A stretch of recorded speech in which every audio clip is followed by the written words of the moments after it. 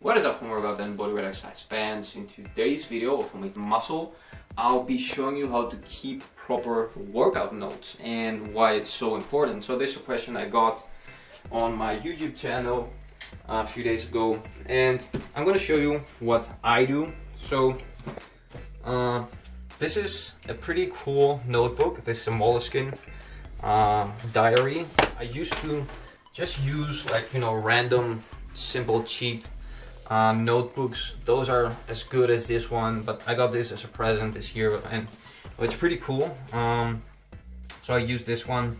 And first of all, why keep workout notes? If you're not keeping track of what you're doing, if you're not keeping track of your sets, of your reps, you won't be able to progress, because you won't be able to have a reference point of what you were doing in the previous workout a week ago, a month ago. You won't know if you're getting stronger or not. And even if you think that you can keep track or just remember stuff, at some point you're gonna just end up getting mixed up. So here's how I do it. Before I start working out, I sit and I write down all of the exercises I'll be doing. So in that way I don't have to kind of rush during my workout to write down stuff. I don't have to use my resting periods for too much writing, and I can just put my reps and resting periods and all that aside of each exercise. So starting, first of all, you can note down the date. If this one has the date on it, but if you have a regular notebook, you can just put the date on top. Next, I note down my warm-up. So this is not a must do, but I just like to write down what I do. This way, I feel more, I feel better. I feel like I did more work. I sometimes feel like I cheat myself. I don't work hard enough. So that's the reason I include my warm-up. I also do a lot of easy sets. I'm a fan of doing a lot of low intensity sets before getting started with my regular workout. So once I've written down my warm-up, I note down the exercises. So I put a number. Number one, can be, for example, handstand push-ups. Number two can be inverted rows. Number three, for example, can be weighted lunges.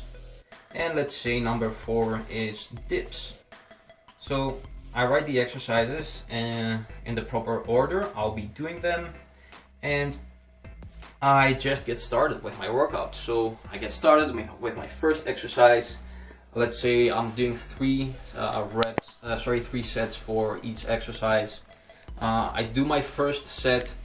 Let's say I did 6 repetitions. I note that down, and I just put a vertical line next to my first set. So this way I can separate set from set. I rest. So resting periods are, I've made a video about this, I'll link it above, but resting periods don't have to be that fixed, as some people say. In general, I try to rest anywhere between 2 and 3 minutes usually. But if I feel some days that I need 3 minutes, I rest 3 minutes. If I feel like I need 2, I rest 2.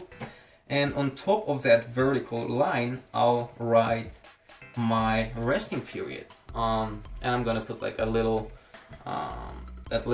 line that implies that this is a minute. So sometimes I'll put 2 of these lines to imply that these are seconds. So I'll do these. I'll do my first set, I'll do my second set, I'll write down again my reps. Let's say I did 6 again.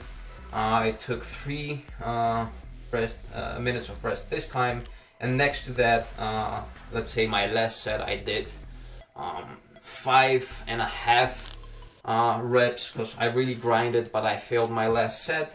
So I'm gonna put 5.5. And that's the reason I use vertical lines instead of putting commas after each set, because I like to use half sets, like 5. I did 5.5 reps. If I would use a comma again after that, I would get mixed up. So that's why I prefer using vertical lines. And in the end, after each exercise, I'm going to write down a percentage that's anywhere between 1 and 100%. So you know, if I went really hard today, let's say, so I failed in this set, I did 5 on 5 reps and I failed my last rep, I'm gonna put something like, you know, 99%. So I really pushed myself hard. So this way you also keep track of how hard you push yourself, you know, because some days you might not even push yourself that hard, because you know, you don't feel the same every day.